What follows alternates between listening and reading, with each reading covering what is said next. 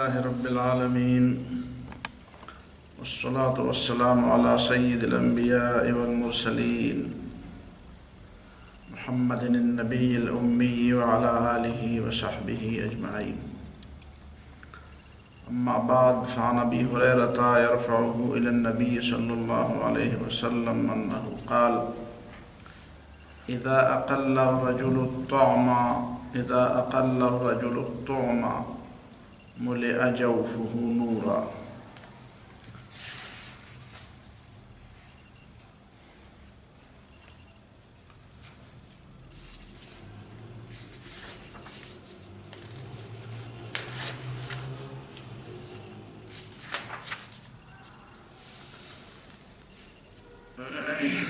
وعن عائشة رضي الله تعالى عنها قالت: قال رسول الله صلى الله عليه وسلم: إذا التقى المسلمان فسلم أحدهما على صاحبه كان أحبهما إلى الله أحسنهما بشرا بصاحبه، فإذا تصافحا أنزل الله عليهما 100 رحمة، للبادي 90 وللمصافح 10.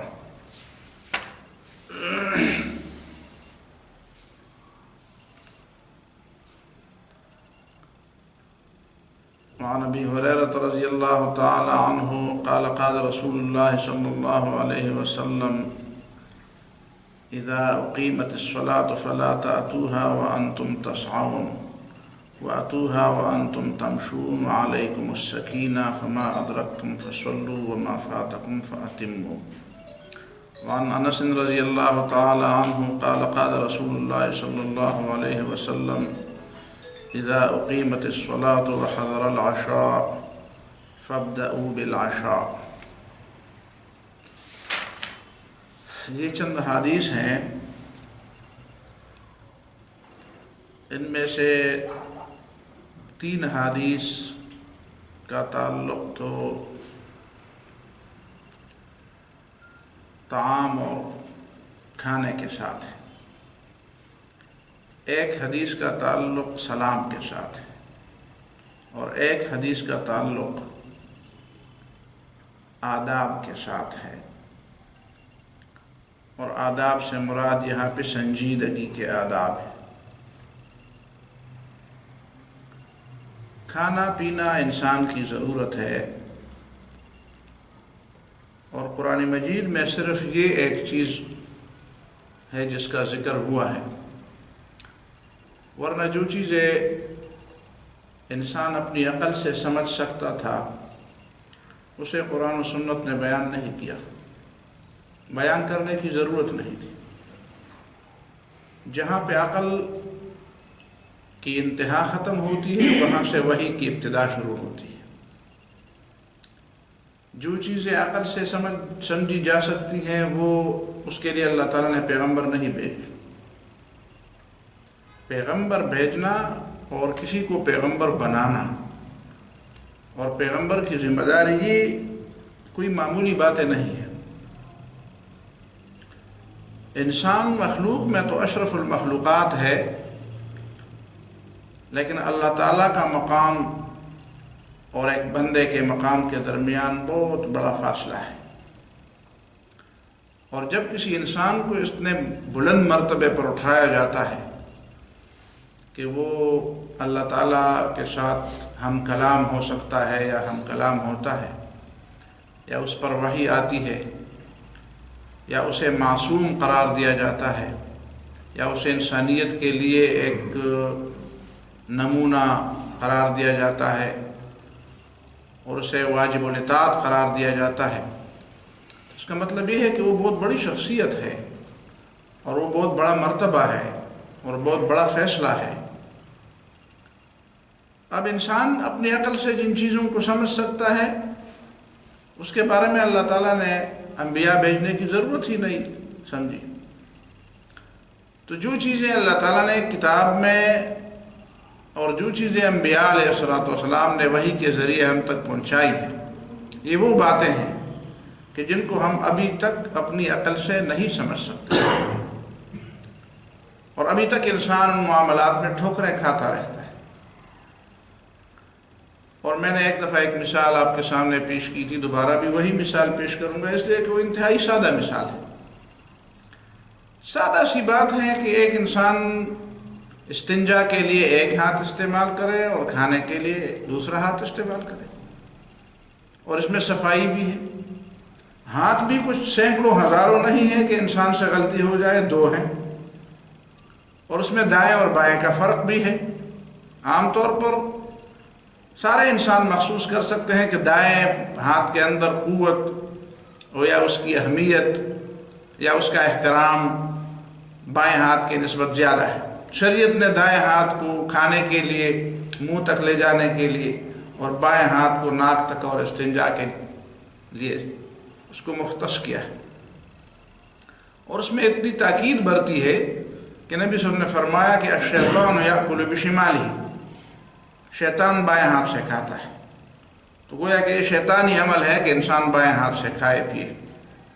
اب یہ ایک سادہ سی بات ہے، تو آج کے انسان نے اتنا عقل مند ہونے کے باوجود اور آسمان پر سیارے چھوڑنے کے باوجود اور ہائیڈروجن اور ایٹم بم اور کمپیوٹر اور پتہ نہیں کیا کیا چیزیں ایجاد کرنے کے باوجود اس چھوٹی سی بات کو کیوں نہیں سمجھا؟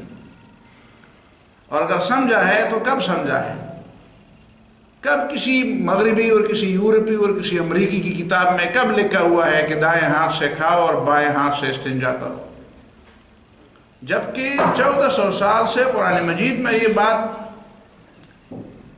بالکل تاکید کے ساتھ لوگوں کو سمجھائی جا رہی ہے، اور مسلمانوں کی عادت بھی ہے، مسلمانوں کا طریقہ بھی ہے کہ وہ دائیں ہاتھ سے کھاتے ہیں اور بائیں ہاتھ سے استنجا کرتے ہیں۔ لیکن مغربی قوموں کو ابھی تک یہ بات سمجھ نہیں آئی، اور ہمارے بچے جب ہم ان کو سمجھاتے نہیں ہیں تو ہم بھی دیکھتے ہیں کہ وہ بھی اس بات کی پرواہ نہیں کرتے کہ کس ہاتھ سے کھایا اور کس ہاتھ سے ناک صاف کی۔ تو اگر یہ سامنے والی بات جو بالکل ایک نوشتہ دیوار ہے اور اس میں بالکل زیادہ عقل کی ضرورت بھی نہیں ہے، ایک موٹی عقل والا انسان بھی اس کو سمجھ سکتا ہے، تو آخر یہ بات لوگوں کی سمجھ میں کیوں نہیں آئی؟ اسی وجہ سے رسول اللہ صلی اللہ علیہ وسلم نے اس بات کی طرف تاکید فرمائی کہ یہ نہیں آنے والی ہے۔ تو اس سے بڑھ کر جو انتہائی گہری باتیں ہیں اور جو انتہائی عمیق قسم کی اور انتہائی باریک قسم کی باتیں ہیں، وہ کیسے انسان کی سمجھ میں آ سکتی ہیں، جس کا تعلق انسانوں کے معاشرے سے ہو، انسانوں کے اجتماعی نظام سے ہو، انسانوں کے پیسے کمانے سے اور پیسے خرچ کرنے سے ہو، ان کے اجتماعی نظام سے ہو، ان کے تعلقات سے ہو، ان کے فیصلوں سے ہو، ان کے معاملات سے ہو، وہاں پہ انسانی عقل کیسے پہنچے؟ لیکن ان سب کے باوجود چونکہ خوراک اور جو کھانا اور پینا دونوں، خوراک میں دونوں چیزیں شامل ہیں، یہ تو انسانی ضرورت تھی، تو اس کو قرآن نے باقاعدہ واضح الفاظ میں کلو واشربو کہہ کر بالکل واضح فرمایا۔ تو ایک آدمی سوال اٹھا سکتا ہے کہ یہ عقل اور شرب، یہ کھانا اور پینا، یہ تو ویسے بھی انسانی ضرورت، جس طرح آپ پہلے کہتے ہیں کہ جو چیزیں انسان اپنی عقل سے سمجھ سکتا تھا وہ تو قرآن و سنت نے اپنا موضوع نہیں بنایا، اس لیے کہ وہ انسانی عقل پر چھوڑ دیا کہ یہ تم کر سکتے ہو۔ تو جو چیزیں بیان کی ہے اس کا مطلب یہ ہے کہ اس کے مقابلے میں اپنی عقل مت لاؤ۔ اس بیان کا مطلب یہ ہے کہ جو چیزیں اللہ اور رسول نے بیان کی ہیں، اگرچہ تمہاری عقل اس کے بارے میں کوئی دوسری رائے رکھتی ہو تو رکھتی ہوگی، لیکن اس کو قرآن و سنت کے مقابلے میں پیش نہ کرو، یہ شیطانی کام ہے۔ اور پہلے سے بتایا گیا کہ شیطان نے اس طرح کام کیا، شیطان نے اللہ کے حکم کے مقابلے میں اپنی عقل پیش کی، تو یہ کام تم نے نہیں کرنا، اگر تم مومن ہو تو یہ نہ کرو۔ تو اب اس سے یہ سوال پیدا ہوتا ہے کہ پھر کھانے پینے کا حکم کیسے آیا قرآن و سنت کے اندر؟ تو اس کا یہ مطلب ہے کہ ایک تو یہ ہے کہ کچھ لوگ اور آج تک یہ بات ہے، کچھ لوگ کھانے پینے کو اللہ تعالیٰ کی مرضی کے خلاف سمجھتے ہیں، اور وہ ان کا یہ فلسفہ ہے کہ انسان چونکہ روح اور جسم سے بنا ہوا ہے اور دونوں کا آپس میں ایک مقابلہ ہے، ایک تضاد ہے، دونوں ایک دوسرے کے مد مقابل ہیں، اور جب ایک دوسرے کے مد مقابل ہیں تو مد مقابل ہونے کا مطلب یہ ہے کہ آپ جسم کے تقاضے پورے کریں گے تو روح جو ہے اس کے تقاضے پورے نہیں ہوں گے اور وہ مزمحل ہو جائے گی اور حتیٰ کہ آخر تک جو ہے فنا ہو جائے گی یا کام کی نہیں رہے گی۔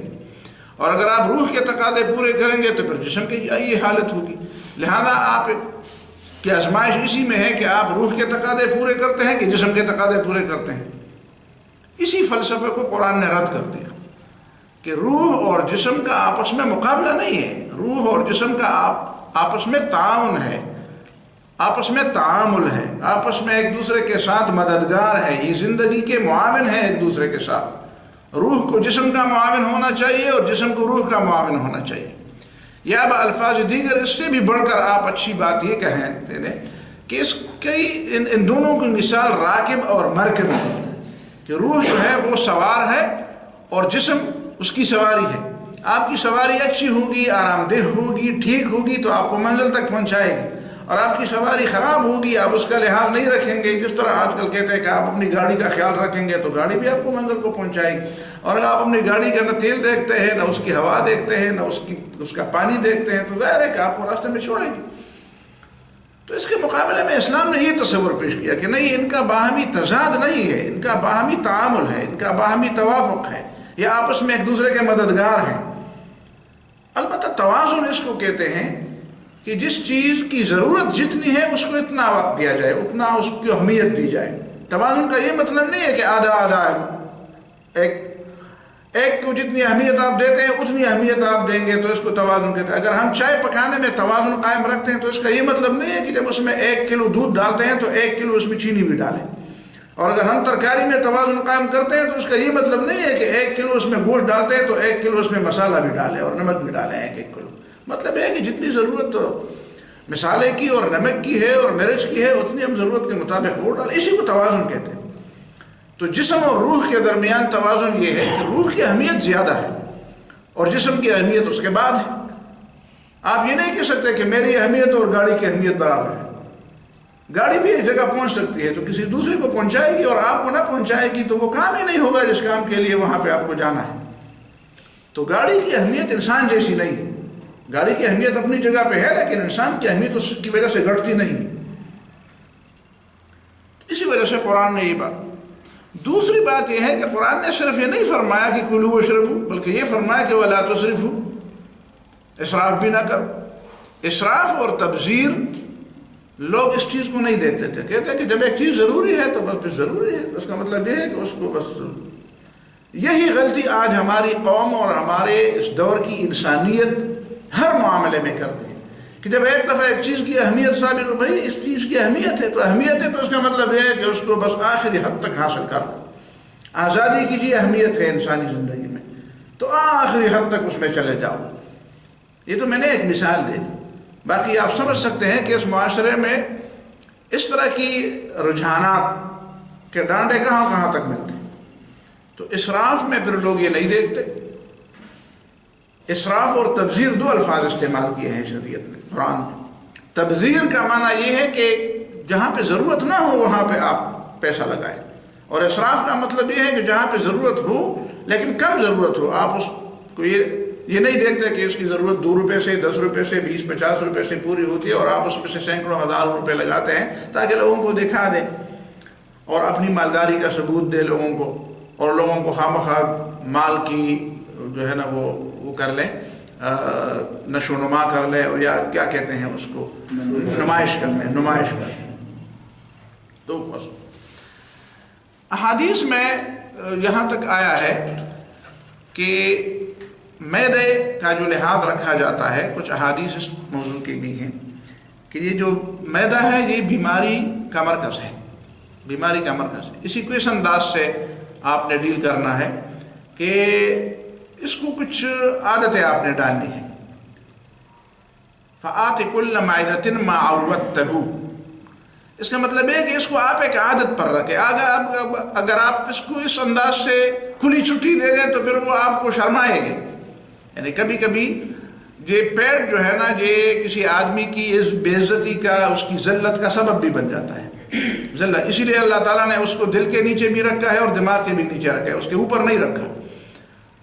تو لوگ اس کو بہرحال دماغ اور دل کے اوپر رکھتے ہیں، تو اوپر اس کو نہیں رکھنا چاہیے۔ دوسری بات اس میں یہ ہے کہ عرب کے علاقے میں اس کھانے پینے کے حوالے سے بہت ہی زیادہ ضرب الامثال ہے، بہت ہی زیادہ ضرب الامثال ہے۔ ان ضرب الامثال کو چھوڑ کر ایک حدیث کی پہلی تشریح کرتے ہیں جو حضرت ابو ہریرہ رضی اللہ تعالیٰ عنہ نے رسول اللہ صلی اللہ علیہ وسلم کی طرف اس کی نسبت کی ہے. کچھ لوگوں نے تو اس نسبت پر بہرحال تحفظات کا بھی اظہار کیا ہے، لیکن بہرحال کچھ لوگوں کے نزدیک جس طرح فردوس الدیلوی ہے تو اس میں اس کو بطور حدیث ذکر کیا گیا ہے کہ نبی صلی اللہ علیہ وسلم نے فرمایا اذا اقل الرجل الطعم، کہ جب انسان اپنے نوالوں کو کم کر دے، انسان اپنے کھانے کو کم کر دے، ملئ جوفہ نورا، تو اس کے پیٹ کو روشنی سے بھر دیا جائے گا، اس کے پیٹ کو روشنی سے بھر دیا جائے گا. ملء الجوف، جو پیٹ بھرا ہوا ہوتا ہے اس میں روشنی نہیں آتی. ظاہر ہے کہ آپ ایک چیز کو بھر دیتے ہیں تو ظاہر ہے کہ اس میں کوئی مزید چیز نہیں تھی. ایک چیز سے آپ اس کو بھر دیتے ہیں تو پانی سے آپ اس کو بھر دیتے ہیں تو اس میں دانے کہاں سے آئیں گے یا اس میں دوسری چیز کہاں سے آئی. تو سب سے جو بنیادی بات ہے وہ تو یہ ہے کہ جس طرح اسلام نے عام معاملات میں اعتدال کی بات کی ہے تو خوراک میں بھی اعتدال ہے، پینے میں بھی اعتدال ہے. حتیٰ کہ پینا تو پھر بھی ایک اشد ضرورت ہے. پانی کا استعمال، پانی کا استعمال، نبی صلی اللہ علیہ وسلم نے ایک دفعہ پانی کے اسراف کے بارے میں بتایا تو ایک صحابی نے کہا کہ اللہ کے رسول افی الماء اسراف، کیا پانی کے استعمال میں بھی اسراف ہو سکتا ہے، یعنی پانی کے استعمال؟ تو رسول اللہ نے فرمایا نا، پانی کے استعمال میں بھی اسراف ہو سکتا ہے. تو ایک جاری نہر، ایک جاری ندی، ایک جاری دریا کے کنارے بیٹھا ہے، وہاں یہ سوال پیدا نہیں ہوتا کہ آپ جو پانی استعمال کریں گے اس سے پانی ضائع ہوگا اور پانی کم ہوگا. اسی وجہ سے ہمارے فقہاء نے بھی یہ جملہ کم از کم لکھا ہے کہ وَلَوْ كُنْتَ عَلَى شَطِّ نَهْرٍ جَارٍ، تو پانی کے استعمال میں احتیاط کر اور 3 دفعہ سے زیادہ اپنے اعضاء کو نہ دھو. اور ایک حدیث میں تو یہ بات آئی ہے کہ وَمَنْ زَادَ عَلَى الثَّلَاثَةِ فَهُوَ مُبْتَلَى بِهِ، جو 3 دن سے زیادہ اپنے اعضائے جسم کو وضو میں دھوتا ہے تو فَهُوَ مُبْتَلَى بِهِ، اس میں کچھ دیوانہ پن کا شائبہ ہے، اس میں فَهُوَ مُبْتَلَى بِهِ، اس میں کچھ دیوانگی ہے، دیوانگی کا ایک پہلو اس میں موجود ہے. کیوں اس طرح کرتا ہے؟ جب 3 دفعہ دھونے سے مسئلہ حل ہو جاتا ہے تو آدمی اس سے زیادہ کیوں ہو جاتا ہے؟ تو ایک اس سے عادت پڑ جاتی ہے، وقت بھی اس سے زیادہ ہو جاتا ہے اور آدمی شک میں بھی پڑ جاتا ہے کہ اگر آپ نہر کے کنارے بھی ہیں اور دھوتے ہیں اور دھونے پر دھوتے ہیں اور دھوتے پر دھوتے ہیں تو اس کا مطلب یہ ہے کہ پھر آئندہ جب پانی نہیں ہوگا تو پھر آپ وہاں بھی کیا کریں گے، اور اتنا وقت آپ کے پاس کہاں سے آ گیا؟ اور یہ کوئی نخرہ ہے یا وضو ہے؟ یہ تو عبادت ہے. اس کا مطلب ہے کہ اس کو آپ عبادت سے الگ کر کے کوئی دوسری چیز نہ بنائیں اور نہ دوسروں کے لیے کوئی سبق دے کہ دوسرا آپ کو دے کے، شاید ہر انسان کسی دوسرے انسان کے لیے استاد بھی ہے، معلم بھی ہے، تو آپ کا کوئی معتقد دیکھ کر وہ کہے گا کہ بھئی یہ تو ہمیں بتاتا ہے کہ 3 دفعہ تو ویسے ہے، لیکن اس کا مطلب یہ ہے کہ بس جب تک تمہارے پاس وقت ہے تو بس رگڑتے جاؤ. تو اسراف اور تبذیر اسی میں بھی. ایک کوئی یہودی تھا، اس نے رسول اللہ صلی اللہ علیہ وسلم کے ایک صحابی سے پوچھا بھئی تمہارے پیغمبر نے دین کے معاملے میں تو بہت باتیں بتائی ہیں لیکن طب کے بارے میں بہت کم بتایا ہے. تو اس نے جواب دیا کہ ہمارے رسول صلی اللہ علیہ وسلم اور ہماری کتاب نے ایک بات کی ہے اور وہ سن ہماری کتاب میں یہ بات ہے کہ کلوا واشربوا ولا تسرفوا، کھاؤ پیو اور اسراف نہ کرو. ہمارے رسول صلی اللہ علیہ وسلم نے یہ فرمایا ہے کہ معدہ جو ہے وہ بیماریوں کا گھر ہے، تو اسے اتنا کچھ دو جس کی تم نے اسے عادت دی. وہ شخص سمجھدار تھا، اس نے کہا تمہاری کتاب اور تمہارے رسول کی یہ 2 چھوٹی چھوٹی باتیں جالینوس اور تمام یونانیوں کی ساری کتابوں پر بھاری ہیں. اگر یہ 2 باتیں ہوتی تو جالینوس کو کوئی ضرورت نہیں تھی کہ وہ اپنی اتنی بڑی بڑی لمبی باتیں کرتے. اور وہ مشہور واقعہ جو ہمیں بچپن میں سنا تھا اور پھر میں نے تلاش کیا، مجھے کہیں مل بھی گیا کتابوں میں، اس وقت میرے پیش نظر نہیں ہے، کہ رسول اللہ صلی اللہ علیہ وسلم کو مصر سے غالباً کوئی طبیب، مصر والوں نے نبی صلی اللہ علیہ وسلم کے پاس ایک طبیب بھیجا تھا اور پھر وہ طبیب اسی طرح واپس چلا گیا. اور جب وہاں کے حکمران نے نبی صلی اللہ علیہ وسلم سے شکایت کی کہ ہمارے طبیب آپ کو پسند نہیں آئے گی کیا ہے، تو نبی نے فرمایا یہ بات کی، وہ ہمیں پشتوں میں وہ بتائی گئی تھی کہ خوگیشو علمونگا ڈوڑے خرولا ماڑن یوچلاس کتی اچھتا. ہمارے پشتوں میں وہ بچپن میں یہ چیزیں بڑی اچھی تھی، آج کل تو یہ نہیں. تو اسی کے بارے میں رسول اللہ نے فرمایا کہ نہیں، ہم اس وقت نہیں کھاتے جب تک ہمیں شدید ضرورت نہ ہو. اور ہم اس وقت ہاتھ اٹھا لیتے ہیں جب ابھی ہماری ضرورت باقی رہتی ہے. ضرورت پوری ہونے سے پہلے ہم ہاتھ روک لیتے ہیں اور ضرورت پڑنے پر ہی ہم ہاتھ ڈالتے ہیں کھانے میں. قرآن میں اور حدیث میں اور عربی زبان میں جو جوع کا لفظ ہے جس کو ہم بھوک کہتے ہیں، میرے خیال میں جوع کا لفظ بھوک کا ہم معنی نہیں ہے. جوع جو ہے اسی بھوک کو کہتے ہیں جو ناقابل برداشت ہو، اس حد تک چلا جائے، بھوک اسی حد تک چلے جائے جو ناقابل برداشت ہو. یہ نہیں کہ بس کھانے کی طلب ہو، کھانے کی طلب کو جوع نہیں کہتے. عربی زبان میں صرف کھانے کی طلب کو جوع، یہ نہیں کہ کھانے کی طلب ہو تو ہم کھائیں، نہیں. جب جوع ہو، جب ہم واقعی سمجھے کہ نہیں بس اب ضرورت ہے، اب کھانے کے بغیر چارہ نہیں ہوگا تو ہم کھانا کھائیں. بہرحال اس حد تک تو آپ کہیں گے کہ ہم نہیں جا سکتے، احتجاج کریں گے، لیکن بہرحال مقصد یہ ہے کہ ضرورت کی وجہ سے آدمی کھائے اور ضرورت پوری ہونے سے پہلے آدمی اپنا ہاتھ روک لے. تو اس سے کیا ہوگا؟ اس سے یہی ہوگا کہ ملئ جوفہ نورا، دل کے اندر ایک نور اور ایک روشنی آئے گی. وہ روشنی جو ہے وہ بھرے پیٹ سے نہیں آتی. امام غزالی رحمہ اللہ نے تو صاف کہہ دیا ہے کہ ہمیں اپنے علم نے بھی یہ بتایا اور ہمیں اپنے تجربے نے یہ بتایا اور ہم نے نوشت دیوار پڑھ لیا. یہ ایسی بات ہے جس میں ہم اختلاف کے روادار نہیں ہیں کہ جب بھی آدمی اپنے پیٹ کی پوری ضرورت کے مطابق کھا لے تو کیا اس کے عبادت میں، اس کے فہم میں، اس کی سمجھ میں، اس کی سوچ میں آیا وہ روشنی ہوگی جو روشنی ایک انسان کی سوچ میں ہونی چاہیے اور جو مومن کی سمجھ میں ہوتی ہے؟ وہ کہتے ہیں قطعاً ممکن نہیں، قطعاً ممکن نہیں ہے کہ ایسا ہوگا. ایسا اس شخص کے، اور اسی وجہ سے آپ کہتے ہیں کہ روزوں کی طرف جو توجہ دلائی گئی ہے، رمضان کے روزے مسلسل 1 مہینہ اور پھر اس کے بعد بھی ہر مہینے روزے کے بارے میں جو بتایا گیا ہے، تو اس کی کچھ حکمت ہے. عربی زبان کے کچھ امثال کے بارے میں بھی آپ کو بتاؤں تو اس میں ایک یہ بھی ہے کہ کل قلیلاً تعش طویلاً، تھوڑا کھاؤ تو زیادہ مدت تک زندہ رہو گے. ہمارے ہاں بھی یہ کہا جاتا ہے کہ اپنا حصہ ذرا جلدی ختم نہ کرو، تھوڑا کھاؤ تو زیادہ وقت کے لیے آپ کا حصہ جو ہے وہ رہے گا. میں جو لوگ شوگر کے مریض ہوتے ہیں تو میں گپ لگا کے کہتا ہوں کہ تم نے اپنے حصے کی چینی پہلے سے کھا لی ہے تو اب دوسروں کا حصہ مت کھاؤ.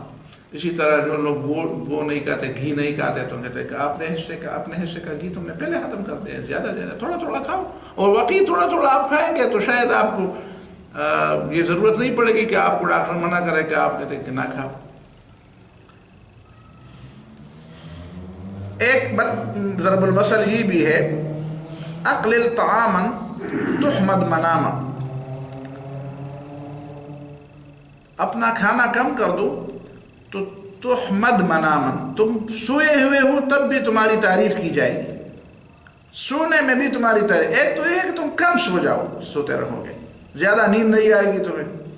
دوسری یہ ہے کہ تمہاری نیند جو ہے وہ ایسی نہیں ہوگی کہ تم نیند میں دیکھو گے کہ میں ادھر سے گر گیا، میں ڈر گیا، میں فلان گیا، میں دوڑ رہا تھا، وہ لوگ تو اس کا مطلب یہ ہے کہ کچھ گڑبڑ ہے.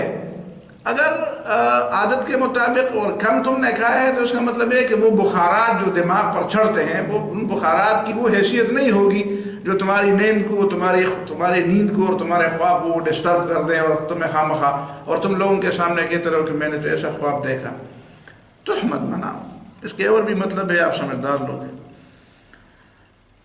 کل قصدا لا تبغی فسدا، اعتدال سے کھاؤ تو تمہیں خون نکالنے کی ضرورت نہیں پڑے گی، بلڈ پریشر نہیں ہوگا تو خون نکالنے کی ضرورت نہیں پڑے گی. البطن تذہب الفتن، پیٹ بھرا ہوا ہو کھانے سے تو ذہانت چلی جاتی ہے. بس 2 چیز ان کے آپس میں نہیں لگتی. اگر پیٹ کے اندر کھانا تھوڑا ہے، ضرورت کے مطابق ہے، تو ذہانت بھی اس میں جگہ پائے گی. لیکن اگر پیٹ بھرا ہوا ہے تو ذہانت کہے گی کہ ٹھیک ہے بس یہ کرسی اب بند ہے، اب مجھے ضرورت نہیں ہے، تم نے ایک جگہ پہ جو ہے نا وہ بند کر دی ہے، اب میری ضرورت یہاں پہ نہیں رہی. ایک شخص دوسرے آدمی کو، جس طرح ہمارے ہاں عادت ہے جس کو ہم پشتو میں ست کہتے ہیں، کسی کو بار بار کہنا کہ نہیں جی کھاؤ. عرب میں بھی یہی طریقہ ہے، تحسیس کہتے ہیں، حس یا حصو، حث رجل آخر علی الاکل من طعامہ، ایک شخص دوسرے کو کہتا نہیں کھاؤ جی نہیں جی آپ نے یہ کھا. اس نے آگے سے کہا کہ علیکم تقریب الطعام وعلینا تادیب الاجسام، تم یہ کام کرو، تمہاری ذمہ داری یہ ہے، تمہارا فریضہ یا تمہارا آداب میں تمہاری ذمہ داری یہ ہے کہ تم تقریب الطعام، تم کھانا کر کے مہمان کے آگے کر لو، بس یہ تمہاری ذمہ داری. وعلینا تادیب الاجسام، اور ہماری ذمہ داری یہ ہے کہ اپنے جسم کی تربیت بھی کرے، اپنے جسم کو وہ کچھ دیں جو اس کی ضرورت ہے. اس طرح ہمارے پشتوں میں بھی کہتے ہیں کہ کور پر دے انہوں خیٹا خود اخپلاؤ، اور میلما پر کوربا پر ست خوشحالی گو میلمے پر نہ خوراک خوشحالی. تو یہ باتیں ہیں حقیقت میں، اور ان چیزوں کا لحاظ ہونا چاہیے.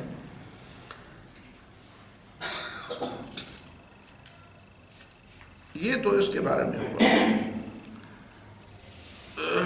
البتہ دوسری حدیث جو حضرت انس رضی اللہ تعالیٰ عنہ کی ہے، اس میں یہ بات ہے کہ اگر کھانے کی طرف رغبت ہو تو ظاہر ہے کہ عبادت اسی وقت اس میں توجہ اور اس میں خشوع اور خضوع اس وقت ہوتی ہے جب کسی ایسی چیز کی طرف رغبت نہ ہو. ٹھیک ہے کوئی کتنی چیزیں ہماری زندگی میں کمیاں ہوتی ہے یا ہوتی نہیں ہے کبھی، لیکن ہمارا حرص اور ہماری تمنا ہوتی ہے کہ کاش وہ چیز مل جائے وہ چیز مل جائے، اور نماز میں اس طرح کے خیالات آتے ہیں، لیکن ان سے تو روکنا خود ہماری ذمہ داری ہے.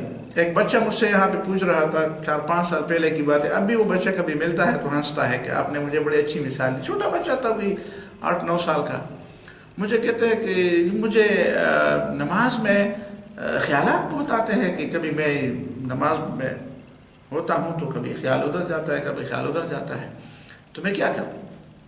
تو میں نے کہا بیٹا سائیکل چلانا آتا ہے تمہیں؟ کہتے ہیں ہاں جی چلانا تھا. میں نے کہا جب سامنے کوئی کھڑا ہو تو پھر کیا کرتا؟ کہتے ہیں بریک لگاتا ہوں. میں نے کہا بس یہی کام نماز میں کروں کہ بس بریک لگاتے رہو، پھر جب کھڑا آ جاؤ تو پھر بریک لگاؤ. اس طرح نہ ہو کہ بس کھڑا بھی آ جائے اور گڑا بھی آ جائے اور دیوار بھی آ جائے اور تم چلاتے رہو. اسی طرح نہ کرو، بس اپنے خیالات کو ذرا بریک دو. تو اب بھی کہتا ہے کہ وہ اس بات نے مجھے بڑا فائدہ دیا.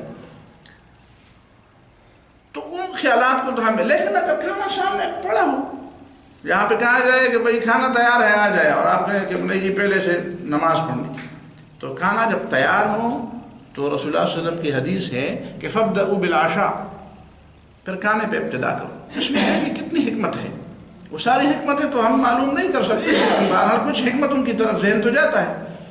آپ کسی جگہ فرض کریں میزبان ہے یا میزبان نہیں ہے، لیکن آپ کے گھر والوں نے آپ کا کھانا تیار کیا ہے اور آپ نفلوں پر نفل پڑھ دے گا کہ نہیں بعد میں کھاؤں گا، تو ظاہر ہے کہ کھانے کو تیار کرنے کے بعد اس کو تازہ حالت میں جب کھائیں آپ اور تیار بھی ہو، وہ صورتحال بھی ذہن میں رکھیں. اور جب وہ باسی ہو جائے، جب وہ ٹھنڈا ہو جائے، جب موسم بھی مخالف ہو، جب لوگ بھی آپ کے انتظار میں ہوں، جب لوگ بھی اسی میں ہوں کہ کہیں یہ لوگ کھانا کھا جائیں تو پھر ہم بھی فارغ ہو جائیں، اور اگر آپ مہمان ہیں تو پھر تو بڑا مسئلہ ہے. لیکن ایک مسئلہ یہاں پہ یہ بھی ہے کہ آپ کی اس میں نماز میں آپ کی توجہ اسی کی طرف ہوگی. نماز میں آپ کی طرف کچھ جو بازوق قسم کے لوگ ہوتے ہیں وہ کہتے ہیں کہ کھانا تیار ہو تو پھر اس کو کھایا جائے تو تیار ڈوڑے شل گمو نہیں، کبھی مہمان آ جائیں گے، کبھی یہ ہو جائے گا، کبھی دوسرا ہو جائے گا، کبھی کوئی دوسرا کام پیش آ جائے گا. کہتے ہیں کہ جو ملا ہے بس اسی کو. تو یہ بات حدیث میں ہے، اور اس کا مطلب یہ ہے کہ اسلام میں انسانوں کی بنیادی جو ضروریات ہیں اس کا کتنا لحاظ رکھا گیا ہے. اب آخری حدیث جو اس سلسلے میں نے آپ سے وعدہ کیا ہے، اسی ایک حدیث کو میں رکھوں گا، صرف سلام والی، وہ دوسری حدیث کو چھوڑ دیتا ہوں. حضرت عائشہ رضی اللہ تعالی عنہ اور حضرت عمر رضی اللہ تعالیٰ عنہ کی روایت ہے. حضرت عمر رضی اللہ تعالیٰ عنہ کی روایت ہے کہ رسول اللہ صلی اللہ علیہ وسلم نے فرمایا اذا التقى المسلمان، جب دو مسلمان آپس میں آمنے سامنے ہوتے ہیں، فسلم احدهما على صاحبه، تو ان میں سے ایک دوسرے کو السلام علیکم کہتا ہے. کان احبهما الى الله احسنهما بشرا بصاحبه، تو ان دونوں میں سے اللہ تعالیٰ کو سب سے پسندیدہ مسلمان وہ ہے جو دوسرے مسلمان کو ملنے سے اسے زیادہ خوشی ہوئی، جس کو اس ملنے سے زیادہ خوشی ہوئی. ظاہر ہے کہ ہمارے ہاں یہ تو ہوتا ہے کہ ایک آدمی دوسرے سے ملتا ہے تو ایک کو تو خوشی ہوتی ہے کہ اچھا میں فلان سے ملا، لیکن دوسرا کہتا ہے کہ یار کیا مصیبت آ گئی، وہ خوشی کا اظہار نہیں کرتا.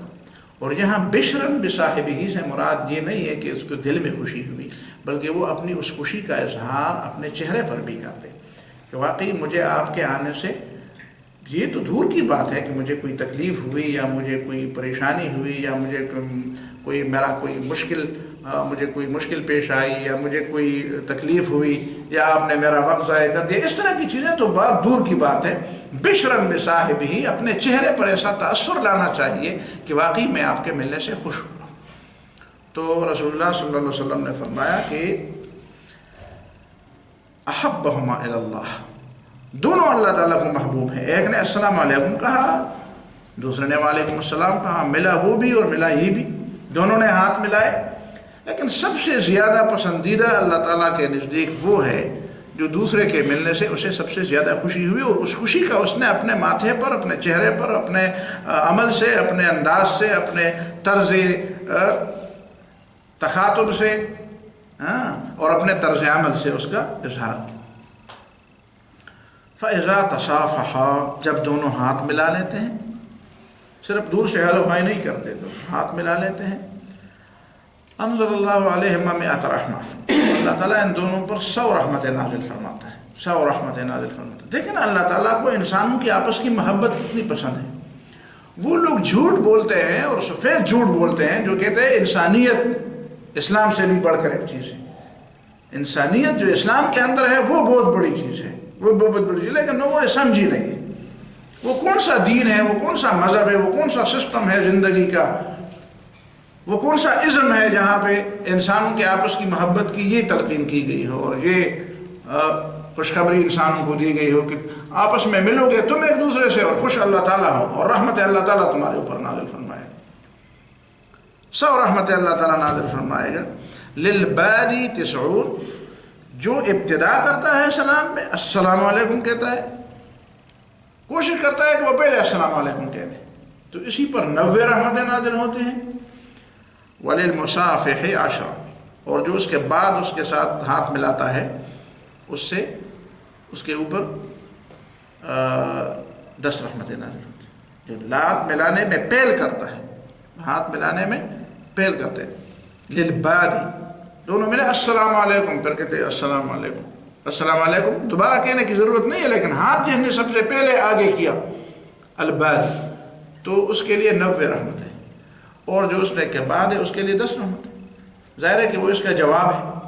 اس کا مطلب یہ ہے کہ مسلمانوں کے لیے صرف السلام علیکم کہنا ہی نہیں، بلکہ اگر ایک تو یہ ہے کہ آپ گاڑی میں چل پڑتے ہیں، دور ہیں، تو دور سے السلام علیکم کہنا کافی ہے، وعلیکم السلام کہنا کافی، لیکن اگر آپ قریب سے ایک دوسرے کے ساتھ گزر رہے ہوں اور مل رہے ہوں تو پھر السلام علیکم کہنے کے ساتھ آپ ہاتھ بھی ملائیں۔ کچھ لوگوں نے پھر اس کے بارے میں بتایا، اچھا نماز کے بعد ہاتھ ملانا، اچھا جی درس کے بعد ہاتھ ملانا، اچھا جی عید کے دن ہاتھ ملانا۔ بھائی یہ کوئی فرض نہیں ہے، آپ ملتے ہیں کسی ضرورت سے تو اچھی بات ہے، اس میں اجر و ثواب ہے، لیکن یہ نہیں ہے کہ آپ نہیں ملے تو اس کا مطلب ہے کہ عید کی نماز نہیں ہوئی، درس نہیں ہوا، نماز نہیں ہوئی۔ ہاں یہ بات ہے کہ کچھ لوگوں کی عادت ہے کہ وہاں سے نہیں ملتے، جب نماز سلام پھرتے تو السلام علیکم کو ضروری سمجھتے ہیں، اور جب سامنے آتے ہیں تو پھر سلام کو اور ہاتھ ملانے کو ضروری نہیں سمجھتے۔ یہ بات غلط ہے، یہ کسی مجلس کا یا کسی نماز کا یا عید کا اس کا حصہ نہیں ہے، یہ عام عادات کے طور پر، تو اس کو ایک خاص حصے میں اس کو محدود کرنا اور دوسرے حصے سے اس کو نکالنا یہ ٹھیک نہیں ہے، لیکن اس کے لیے کوئی وقت بھی متعین نہیں۔ یہ چیزیں ہیں جو فی الحال میں آپ کے سامنے رکھنا چاہتا تھا۔ اللہ تعالیٰ مجھے اور آپ کو سمجھ اور عمل کی توفیق عطا فرمائے۔ بارک اللہ فیکم۔